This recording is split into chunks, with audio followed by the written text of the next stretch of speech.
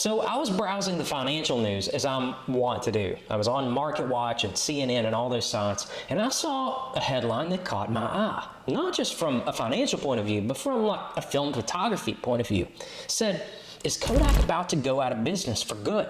And in today's video, we're going to talk about that. No more Portra 400, brochachos. So after clicking on the article, here's what it had to say. Kodak cautions that there's substantial doubt about its ability to stay in business. The more than 130-year-old Eastman Kodak is cautioning that there is substantial doubt about its ability to stay in business, saying that it may have difficulty meeting its upcoming debt obligations.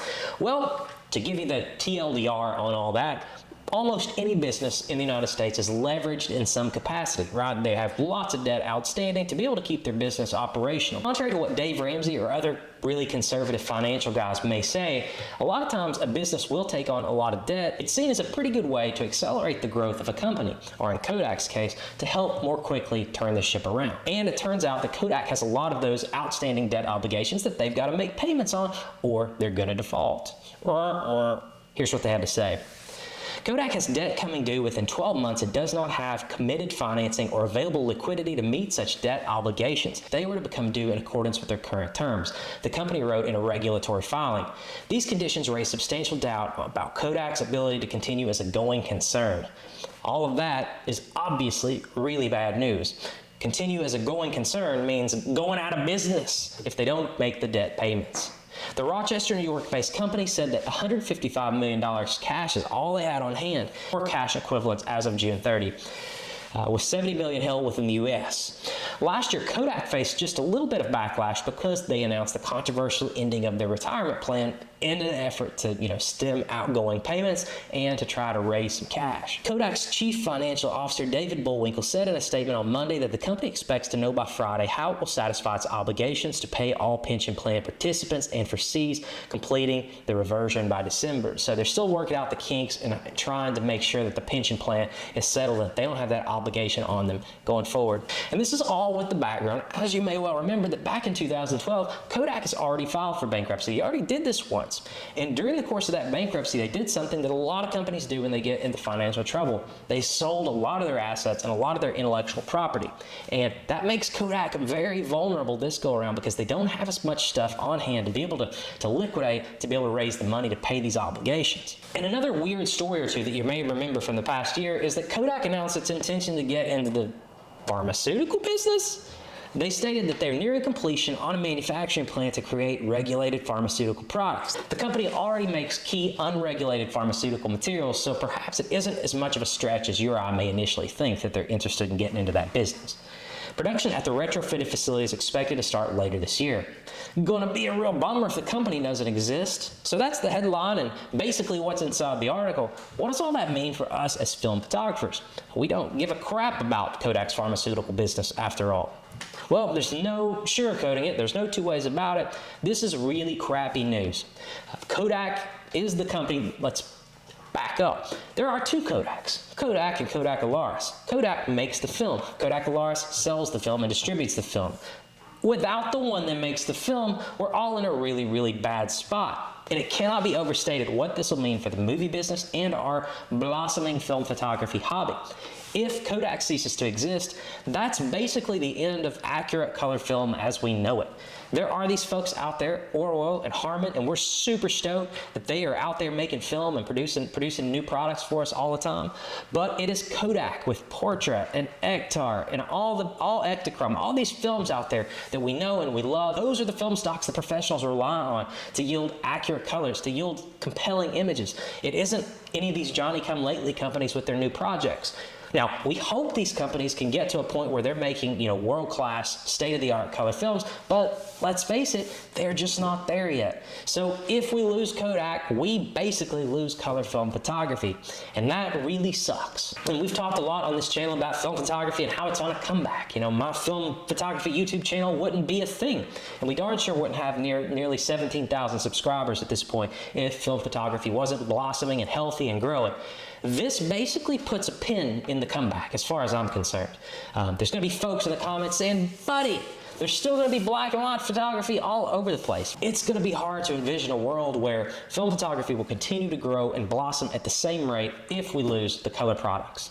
All of this is just really, really, really, really bad if Kodak goes out of business.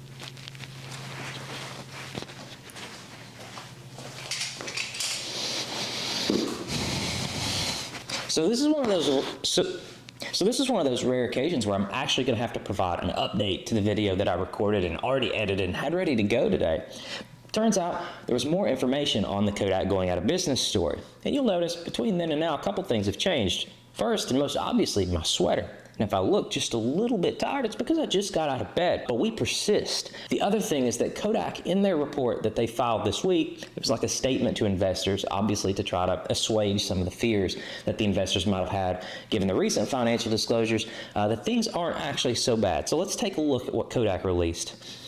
They released a statement regarding misleading media reports, and this is on Kodak's website. I'm just going to read it from my phone. Normally I'm reading from my laptop, so everything's a little weird today. Bear with me.